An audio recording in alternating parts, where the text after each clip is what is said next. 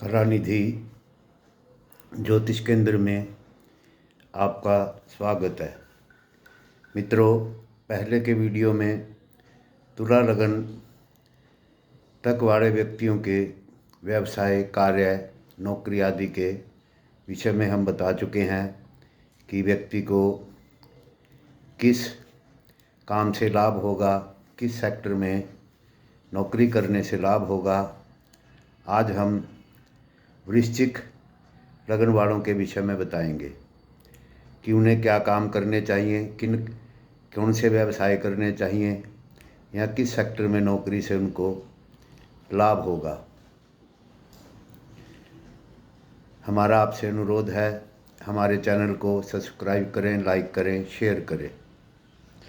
पहले थोड़ा सा वृश्चिक लगन के बारे में जान लेते हैं, क्योंकि लगन की जानकारी बड़ी आवश्यक होती है।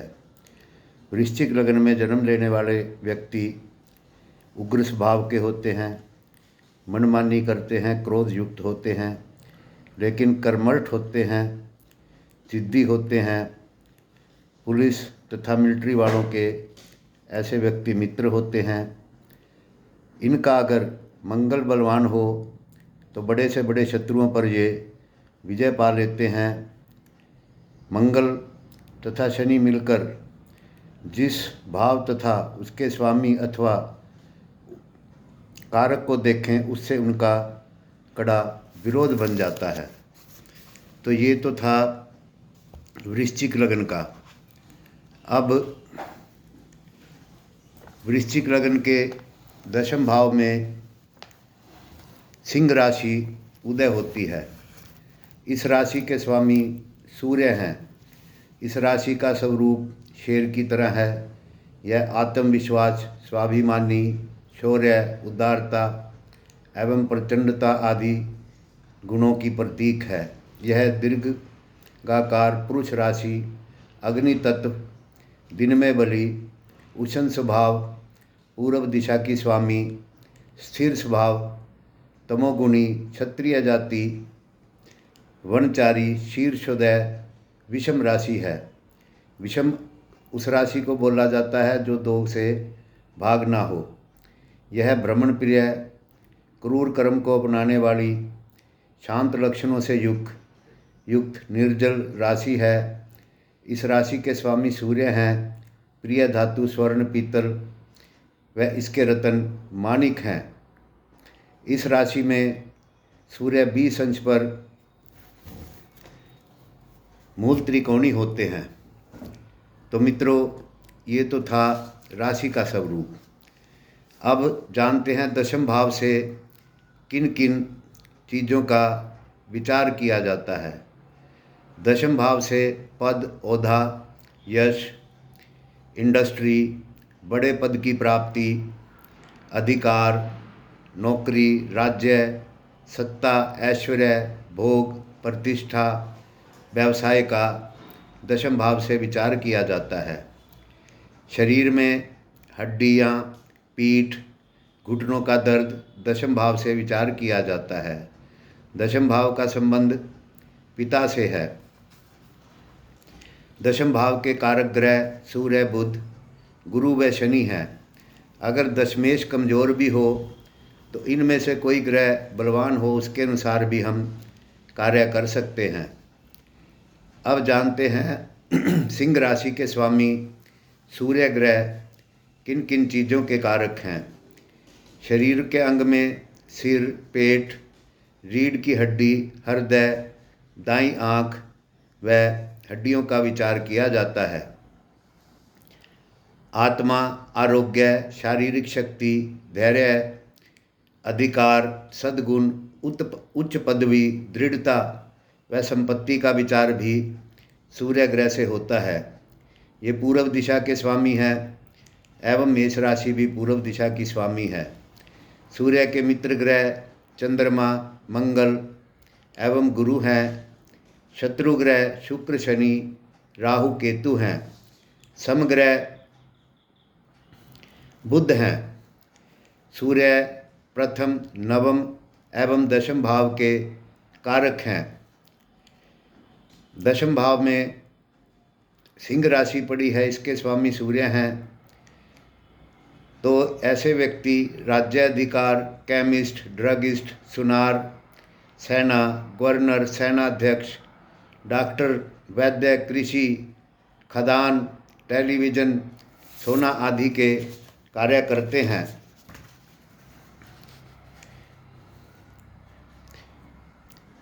सूर्य दशमेश होने से, जो कि अग्नि तत्व प्रधान है, तो ऐसी स्थिति में जीविका का क्षेत्र मानसिक तथा बौद्धिक कार्यों से युक्त रहता है। शारीरिक परिश्रम कम ही करना पड़ता है। आजीविका के क्षेत्र में पहले ही बताया है, राजकीय प्रशासन सेवा में ऐसे लोग जाते हैं। Computer, engineering, medical science, research से संबंधी कार्य, राजनैतिक सलाहकार, राजनीति क्षेत्र, सरकारी नौकरी, पर्यटन विभाग, खेल विभाग, शोध विभाग आदि कार्य ऐसे व्यक्तियों के लिए उत्तम फलदायी देने वाले होते हैं। लेकिन सूर्य कुंडली में बलवान होना चाहिए, केंद्र एवं त्रिकोण में स्थित होना चाहिए। कार्य क्षेत्र में ऐसे व्यक्तियों को उत्तम धन की प्राप्ति होती है अगर सूर्य बलवान होता है। व्यापारिक दृष्टि से सरकारी प्रोजेक्ट, दवाइयों का क्रय विक्रय, चिकित्सा संबंधी उपकरणों का कार्य, विशेषतः नेत्र तथा हड्डी चिकित्सा से संबंधित उपकरण, पर्यटन प्रबंधन संबंधी कार्य, मैनेजमेंट आदि कार्यों में ऐसे व्यक्तियों को लाभ रहता है। लाल रंग की वस्तुओं का व्यवसाय, रत्नों का व्यापार आदि कार्य आपके लिए अच्छे रहते हैं एवं इन कार्यों से धन और यश दोनों ही चीज़ें ऐसे व्यक्तियों को प्राप्त होती हैं।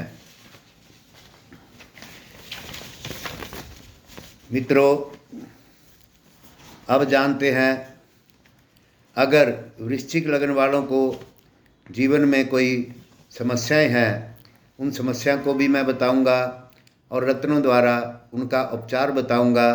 लेकिन रत्न धारण करने से पहले किसी विशेषज्ञ को अपनी जन्म पत्रिका आपको अवश्य दिखानी चाहिए। यदि आप पैसा इकट्ठा करने में या उसे कमाने में आपको समस्या आती है, आपके जीवन में आप अपनी पोस्ट को लेकर चिंतित हैं, तो आप पुखराज रत्न धारण कर सकते हैं। क्योंकि वृश्चिक लग्न के अंदर गुरु जो है वो धन भाव और पंचम भाव का स्वामी होता है, जो कि यहाँ पर योग कारक भी ऐसी स्थिति में ये बनता है। यदि आपको ये महसूस हो रहा है कि आपके द्वारा किए हुए परिश्रम उत्तम नतीजा आपको नहीं दे पा रहे, अथवा आपके द्वारा किए गए फल की क्षमता आपको की मेहनत से आपको कम प्राप्त हो रहा है, और इसके अतिरिक्त यदि आपको भाइयों से, मित्रों से परेशानी हो रही है, तो आप नीलम रत्न धारण कर सकते हैं। यदि आपके माता पिता को कष्ट है या आपको माता पिता से कोई कष्ट हो रहा है या माता पिता को कष्ट है, अथवा आपको वाहन, जमीन जायदाद, भाई बंधुओं से परेशानी हो रही है, और अगर आप विद्यार्थी हैं, शिक्षा ग्रहण करने में आपको बाधाएं आ रही हैं, मकान खरीदना चाहते हैं, खरीद नहीं पा रहे हैं, सुख की कमी है, तब भी आप नीलम रत्न धारण कर सकते हैं। यदि आपको बुद्धि, ज्ञान, भावुकता आदि समस्या है, अथवा आपको शेयर बाजार में हानि का सामना करना पड़ता है, तब भी आप पुखराज रत्न धारण कर सकते हैं। यदि आपके विवाह में विलंब हो रहा है, जीवन में समस्याओं का सामना करना पड़ रहा है, इसके अतिरिक्त किसी प्रकार की व्यापारिक साझेदारी में नुकसान हो रहा है, व्यापार में नुकसान हो रहा है, इस स्थिति में भी आप पुखराज रत्न धारण कर सकते हैं। यदि आप महसूस करते हैं कि आपका भाग्य पूर्ण साथ नहीं दे रहा और आपको कड़ा संघर्ष करना पड़ता है, उसके बाद भी उन्नति नहीं मिलती और धार्मिक कार्यों में भी अड़चनें आती हैं, तो मित्रों आप मोती रत्न धारण कर सकते हैं। यदि आपको नौकरी या व्यापार में अस्थिरता महसूस होती है अथवा रोजगार हर रोज़ बदलने पड़ते हैं, व्यापार ठीक से चलता नहीं, पिता से अनबन रहती है, तो आप माणिक रत्न धारण कर सकते हैं। वृश्चिक लगन वालों की कुंडली में अगर सूर्य बलवान हो तो उनके पिता बड़े सामर्थ्यवान एवं इज्जतदार व्यक्ति होते हैं और उनसे उनको धन का भी लाभ होता है। इसके बाद यदि आप सोचते हैं कि आपकी राय इनकम जो है वो रेगुलर नहीं, बिजनेस में व्यापार में 2 दिन काम चलता है, 2 दिन नहीं चलता, तो मित्रों आप पन्ना रत्न धारण कर सकते हैं। तो ये है वृश्चिक लगन वालों के लिए क्या काम करने चाहिए, समाज में उनका सम्मान कैसे होगा, क्योंकि दशम भाव समाज का सम्मान का, आदमी की रिस्पेक्ट का है। दशम भाव अगर बिगड़ जाता है तो कितना भी अच्छा कर लो, अंत बुरा होता है, आखिर में आपको अपयश प्राप्त होता है, क्योंकि यश का कारक भी दशम भाव है। मित्रों हमारी जानकारी कैसी लगी हमें कमेंट करें, हमारे चैनल को सब्सक्राइब करें, लाइक करें, शेयर करें। धन्यवाद, नमस्कार। मिलते हैं अगले वीडियो में नई जानकारी के साथ।